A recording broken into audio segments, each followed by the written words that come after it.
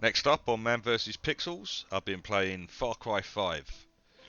Far Cry 5 is, as you probably know, it is the fifth Far Cry game after all. It is an open world FPS. It's made by Ubisoft, published and developed. Its full price is $44.99, although I did pick it up when it was 75% off. So it does get heftily discounted probably every now and then, so keep an eye out for that. Avoid paying that full price still. So let's get into it.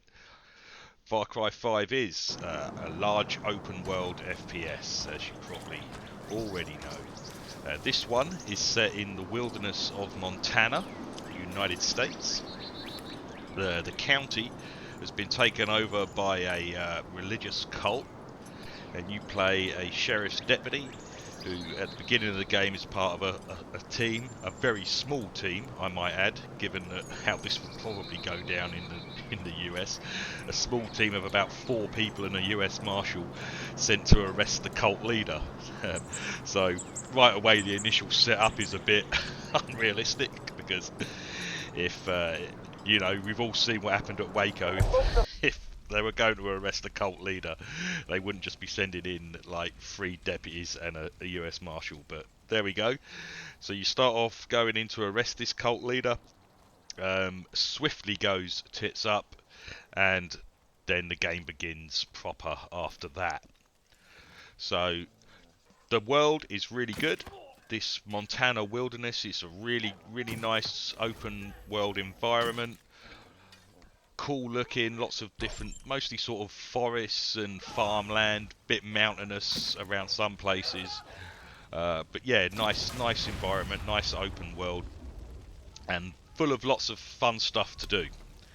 There's the usual like liberating outposts that you do to sort of wrest control away from the main baddie controlling that area, and the map is split up into 3 areas that are controlled by each of the 3 siblings of the main cult leader. There's 2 brothers and a sister. Each of them control like a third of the map.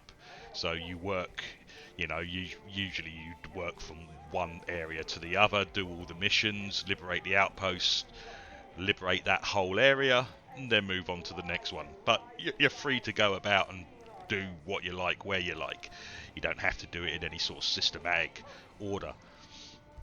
So yeah, you go about exploring. There's like I say, there's the set stuff to do, like the outposts, and then there's things to find.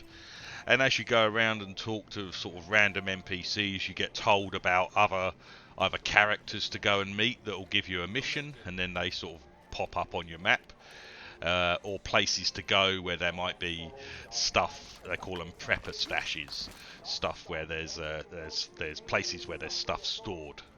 Um, so you find out about that just by general exploration, and then there's the set story missions, and there are set areas where you go and talk to specific character NPCs that unfold the story in front of you.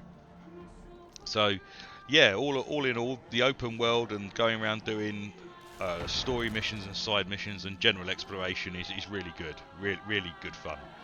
The bad is every now and then the game takes you out of all that at sort of unavoidable intervals for these weird sort of dreamlike missions.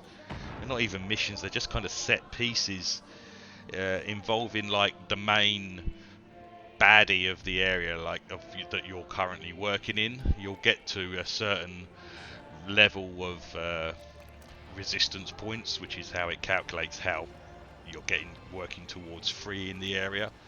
And it seems like at certain set points, these missions kick in, or these set pieces kick in, and they're really strange. They take you completely out of the fun you are having in the open world and doing the sort of regular missions, and put you in these scripted, unavoidable set pieces that are they're just not very good. They're just really odd and not really like the rest of the game that you've been playing up until then.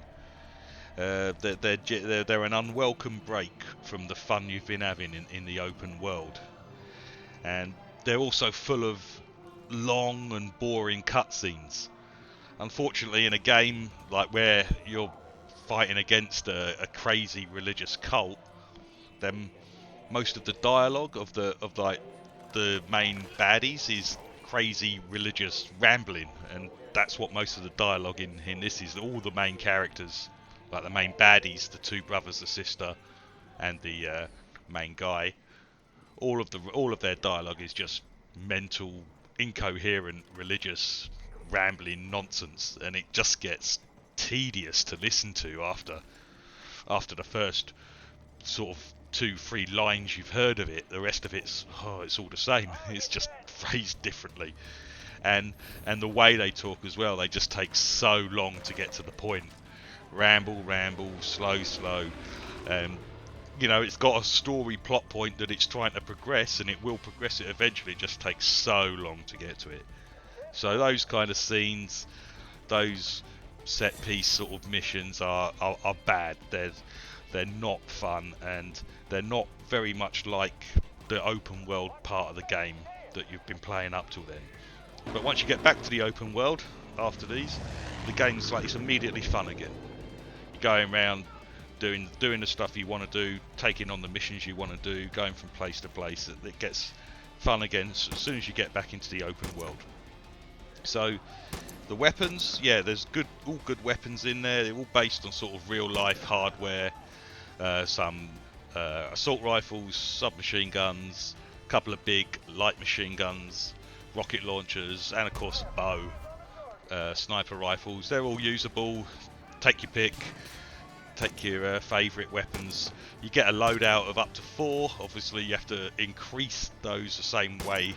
Well, not the same way as in Far Cry 4. You don't find yourself having to go around scratching around for animal skins to increase your inventory like you did in Far Cry 4.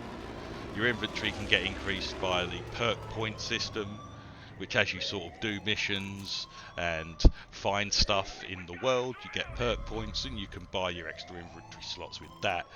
You don't find yourself in a situation like in Far Cry 4 where your inventory's full and you can't sell stuff because your wallet is also full. So that's about as far as I got in Far Cry 4, to be honest. When I only played it for a few hours, and I got to that stage where I was like full inventory, and I can't increase my inventory because I need some bear skins or something stupid, but I can't sell any of the stuff in my inventory because the wallet was full. But that was Far Cry 4, that's in the past. No such problems in this one. Your inventory is increased with your perk points, your wallet is unlimited, so you can always sell stuff.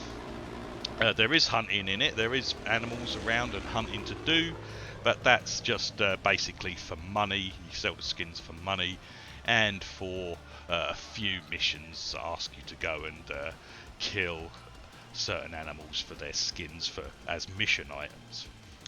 So yeah, good weapons, good vehicles, mostly like 4x4 trucks, few cars, quad bikes, good aircraft, seaplanes and helicopters. Some are armed, some aren't, but once you get access to an armed plane or an armed helicopter, brilliant. You can do a lot of missions just from the air with an armed helicopter. You just buzz about, shoot people on the ground quite nicely.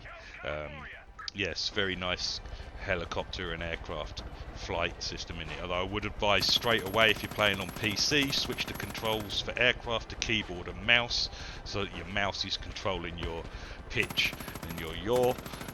The way they've got it set up to start with just keyboard controlling that and the mouse just controlling your free look is terrible. Go into the options and set up keyboard and mouse for aircraft controls if you're playing on PC.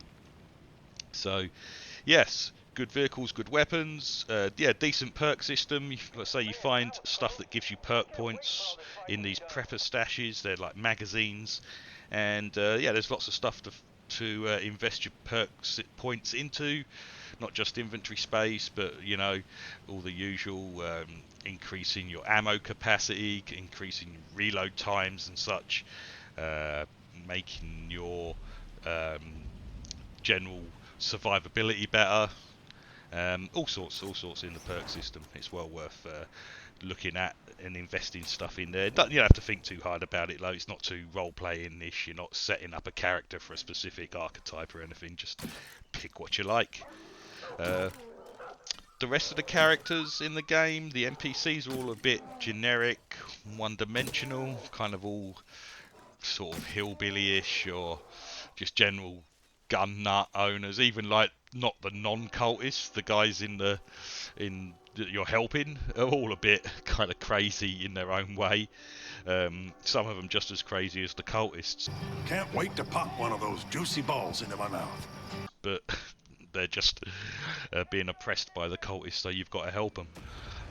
I think if I would be inclined if it was like a real free game to just leave them all to each other. But there you go. There are these sort of weird boss fights. I guess you'd call them boss fights. That like once you get to the end of each section of each area, where you're actually going after the baddie that's controlling the area, the brother or sister of the main guy. Those fights are again done in a weird, dreamlike, hallucination-like way, set way. You don't really have much choice how you tackle it. All of a sudden, you find yourself shooting things that just disappear in puffs of smoke, or you're in this weird dreamscape where everything's on fire, and it's really disjointing. It's like I say, it's nothing like the rest of the game you've played, and I don't know why they did it like that. It's just strange choice in my opinion. Just a normal sort of fight with a bad, a decently tough baddie that does some decent, weird, some more powerful attacks and stuff. That would have been great, but they did these weird, dreamy sort of fights with the main brothers and sisters at the end of each area. Not very good in my opinion. And the ending, I did play it all the way through, 30 hours to get all the way through. The ending was one of the most bizarre and awful endings I've seen in a video game. It looked like an ending that was tacked on from another game. Like sometimes in films they use footage from a different film because, they didn't film the right stuff and they have to find something similar. Well, this isn't even similar. It looks like an ending from a mission in like Call of Duty or something. It's just like nothing like the rest of the game you've played. The last sort of scene, the last sort of thing you end up doing, I don't want to give it away, but it's just looks like it's been added. Looks like they had no idea how to end the story or end the game, and they thought, we don't know how to end it, so we'll do this. This will do. It was definitely an ending, but like I said, really bad. I think I didn't like it. I was just shaking my head, thinking like, where did this come from? This isn't the game I've just spent the last 30 hours playing. But yeah, otherwise, mostly fun. Or always out in the open world. It was always fun. The open world was great. Picking your missions and your side missions to do, exploring, finding stuff. That was all fun, but it was let down by some long and boring cutscenes and some weird-ass main baddie missions and an absolutely ridiculous ending. So that was Far Cry 5. Thanks for watching.